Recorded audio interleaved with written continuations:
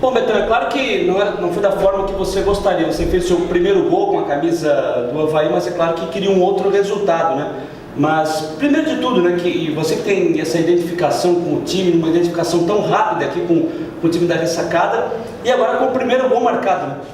Muito feliz, como você frisou no início, é claro que seria melhor se fosse uma vitória, mas feliz de qualquer maneira, né, por ter podido contribuir ou retribuir, vamos dizer assim, o carinho que tem recebido aqui de todos do clube, os torcedores. A gente fica feliz de poder de alguma maneira passar alegria, e para mim principalmente foi um momento muito feliz. Espero poder repetir daqui a alguns jogos. Ô Betão, depois a gente viu a súmula do jogo, né? E antes da súmula sair, a gente falava o seguinte, ó, que independente do árbitro se pronunciar ou não, a gente fica com a versão do Betão, conhecendo o seu caráter, o seu jeito de trabalhar. E depois tu chegou a ver a súmula também, não? Como é que tu vê isso? Li a súmula também. Infelizmente é só o árbitro que pode fazer a súmula. Se a gente pudesse fazer uma súmula também, seria bem interessante. E o que vai prevalecer é o que o árbitro fala. A gente fica assim um pouco chateado, porque o futebol também vem da educação, né? Promove a educação. O futebol ele promove cultura, né? E acaba faltando por parte de quem tem poder. Mas já passou, né? Foi uma situação que já passou, não precisa ficar batendo nessa tecla, porque só vai causar mais desgaste. Mas foi ruim a situação que foi gerada naquele momento. Eu acredito que, claro que todo mundo ficou chateado com o resultado, com a derrota, mas eu acho que tem um ponto positivo em cima disso tudo. A gente viu a equipe já dar uma resposta em termos de apresentação do futebol no jogo seguinte ao do Atlético Goianiense, onde a equipe não jogou praticamente nada. A gente viu essa resposta e até na minha avaliação, acho que o empate seria o resultado mais justo. Vocês analisaram assim também? Olha, em todas as situações, eu procuro sempre ver o lado bom, se é que posso dizer assim, né? Diante de todas as derrotas, a gente sempre procura tirar uma lição. Concordo plenamente com o que você falou. No jogo do Atlético Goianiense, acho que não merecemos nenhum empate. Agora, no jogo contra o Vasco, não nos acovardamos em nenhum momento, né? Sofremos um golpe duro com 2 minutos de jogo, mas mesmo assim nós ficamos ali salientando para toda a equipe levantar a cabeça, que tinha mais jogo pela frente. Depois tomamos mais um, né? E mesmo assim a gente não desistiu, a gente lutou diante das nossas forças. Tentamos propor o jogo no segundo tempo com as alterações que foram feitas, né? Acho que o time entendeu a necessidade do segundo tempo, o que precisaria ser feito, e a gente fez. Infelizmente não conseguimos, pressionamos, né? Acho que foi o jogo que a gente teve mais posse de bola, apesar do Vasco também ter um jogador a menos, mas tentamos de todas as maneiras. Fluminense, chegasse a ver o Fla-Flu ontem? Não, vi os gols, mas não vi o jogo como é que foi. Agora, essa questão, né, do time ainda estar na zona do rebaixamento, tem uma situação aí que, de certa forma, é boa para o Avaí, porque as combinações de resultados da rodada, com esses concorrentes diretos aí nessa luta contra o rebaixamento, esses resultados paralelos ajudaram o Avaí, porque com uma vitória em cima do Fluminense, o Avaí não depende de ninguém para terminar a rodada fora da zona do rebaixamento. Na pior das hipóteses, o time terminaria na 16ª colocação. Isso, de certa forma, até dá uma animada a mais? Olha, eu estou muito animado, mesmo diante dessa situação da zona de rebaixamento, porque eu acho que eu estou sendo até repetitivo, que eu sempre falo para vocês. O nosso campeonato termina no dia 3 de dezembro, né? O nosso objetivo é permanecer. É claro que a situação do momento incomoda, mas o importante é o que vai acontecer no final do campeonato. Independente se a gente perde todos os jogos agora e ganha os 5 no último, a gente está fora, né? Um exemplo que eu estou dando. Mas enquanto a gente depende das nossas forças, é muito mais fácil do que depois você ficar dependendo de resultado. Então, no momento, a gente depende da nossa capacidade, das nossas forças, a gente depende dos nossos números, então isso acaba tranquilizando um pouco. E sobre números, né, fora de casa, o Avaí sempre tem conseguido bem os objetivos, né? Fala um pouco sobre o Flu, que ao mesmo tempo é aquele que ganhou aqui, né? Verdade. A gente tem tido êxito aí fora de casa. Conseguimos aí resultados que poucos esperavam, ao contrário do que tem acontecido em casa. Mas a gente vai com esse objetivo, com essa ambição, de vencer o Fluminense, né? A gente não pode antes do jogo pensar no resultado ou não ser, em outro resultado a não ser a vitória. Então a gente vai para o Rio de Janeiro pensando em vencer, claro, respeitando a equipe do Fluminense, toda a história do Fluminense, mas nós precisamos vencer.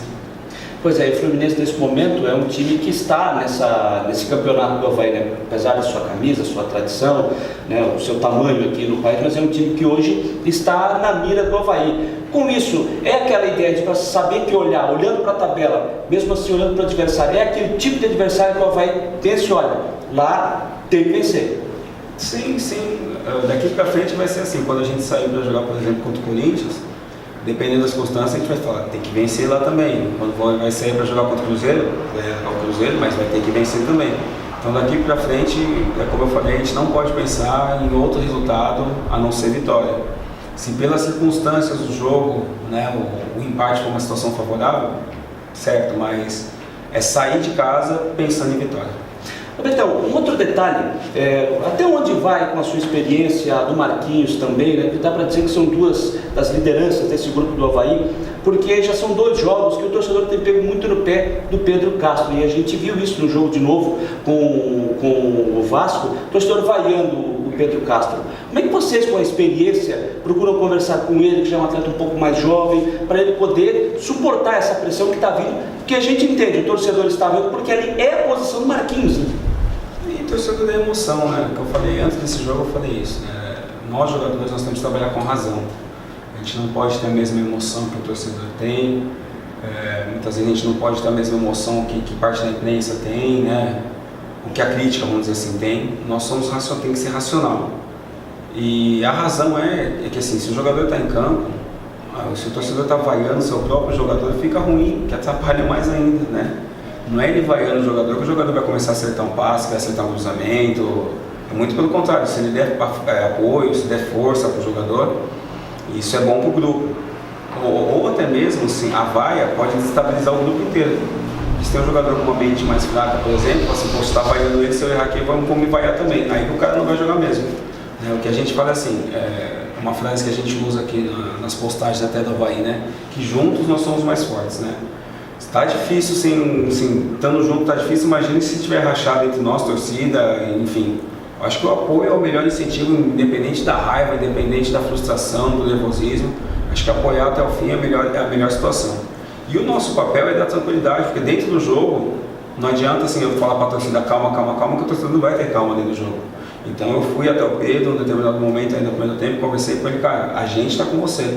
O trabalho é aqui dentro, então vamos focar no trabalho aqui em campo, porque independente de você errar ou não, a gente está com você. Então a gente tem que trabalhar dessa forma, trabalhar na mente, né, falar com os jogadores, para que fiquem tranquilos, que qualquer sobrecarga que vier, joga nas nossas costas, que fica mais fácil da gente segurar. O time tem 4 desfalques para esse jogo, dos 4, 2 titulares, né? O Judson e o Júnior Dutra. Que falta vai fazer esses 2 atletas, o Judson ali na frente de vocês, naquela proteção da zaga, e o Júnior Dutra lá na frente, ele é o artilheiro do time do ano e no campeonato. 2 jogadores com uma intensidade muito forte, né? Vamos dizer assim que o Judson pode ser o nosso motor do meio campo, e o Dutra também é o motor do ataque. Vão fazer falta, porém eu acredito que o Claudinei já pensou nas substituições. Também acredito que dentro do elenco tem jogadores que podem suprir a necessidade deles, a ausência deles, perdão. E como sempre a gente vai apoiar quem entrar para que possa manter o mesmo nível de atuação dos 2. Com essas ausências, tem que mudar muita coisa, esquema de jogo, é só encaixar uma peça ou outra ali? Qual é a tua visão em termos de avaliação de montagem de time para esse jogo de domingo? Diante daquilo que a gente tem jogado, eu acredito que não precisa fazer muitas transformações na equipe, a não ser que o Claudinei tenha alguma estratégia que possa tentar surpreender o Fluminense, mas diante daquilo que a gente tem feito, não sei se vai ter menos mudanças assim. Então, para encaminhar da minha parte, Betão, eu estava assistindo outro jogo do Fluminense e a informação que já circulava lá é que a diretoria está para fazer uma promoção nos valores dos ingressos para o torcedor comparecer em bom número no domingo lá contra o Avaí. É o Maracanã, que é um estádio que tem todo o seu charme, tem toda aquela sua história também. Tem muita gente que chega lá e quando olha o Maracanã, às vezes dá uma balançada. Como é que é? Vale aquela história de novo, da sua experiência, chegar nos mais jovens, dependendo da presença do público, se eles atenderem esse chamado torcedor do Fluminense, como é que se conversa com os mais jovens num momento como esse? Eu particularmente gosto, assim, quando joga fora de casa, com o estádio cheio, né? Porque tem um saborzinho especial se frustrar a expectativa do adversário. Mas falar assim com os nossos jogadores, que independente do que gritem, independente do barulho que faz, a torcida fora, a gente tem que concentrar no 11 contra 11, cada um na sua função, como eu falei. É a gente que está em campo, o futebol tem que ser racional, né? Nós temos que saber o porquê que nós temos que estar fazendo determinadas jogadas, o que faz com que a jogada saia bem, é a nossa tranquilidade, a nossa concentração, e é isso que a gente tem que levar para o Maracanã, cheio ou vazio. É diferente jogar lá? Claro, pela história do estádio, né? Todo o glamour que tem, o estádio do Maracanã é totalmente diferente, né? É um estádio bem histórico. Valeu, Betão. Valeu, gente. Valeu, Betão. Obrigado. Bom final de semana para vocês.